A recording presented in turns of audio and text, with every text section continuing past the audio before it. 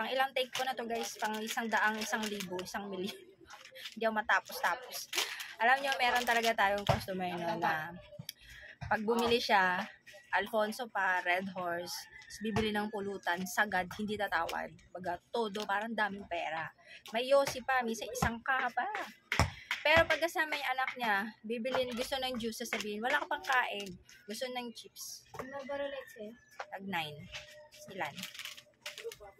Isa sa reason kaya madalas na lang ako nakakapag-post, hindi na ako nakakapag-YouTube vlog dahil sa mga istorbo. Wala kasi akong backup, guys. So, yun, balik tayo, no? May customer tayo na kapag bisyo ang binili niya, todo siya ng, pag bumili siya ng bisyo, guys, todo bili, parang dami niyang pera. Pero alam nyo ba, pag bumili siya ng bigas, kalahati, bumili siya ng paminta, pisong durog, pisong crack, pisong laurel, pipiso, tapos asin, tigdos, mantika, 5 piso. Ganun yung binibili. Bili ko.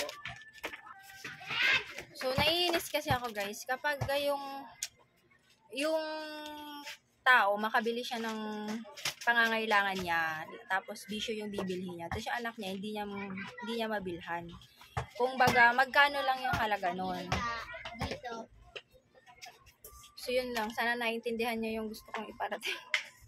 Kakainis. Gusto ko lang i-flex pala ito guys. So, mga free ko ito, galing kay Pure Gold. Dumating yung delivery ko. Ito, hindi ko pa nabubuksan yung iba.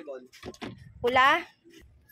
Okay, so, ito, galing yan kay Pure Gold. And, ito, libre ko lang po lahat yan. Pag bumili ka ng isang rim ng Marlboro at Chesterfield, ito yung naka-promo nila. May libre kayong 5 sachet ng Copico Blanca Twin Pack. Tapos ito, kasama siya sa free. Hindi ko alam kung saan siya, kung anong binili ko, kung ba't ako nagka-free ng sardinas tsaka ng nisin ramen.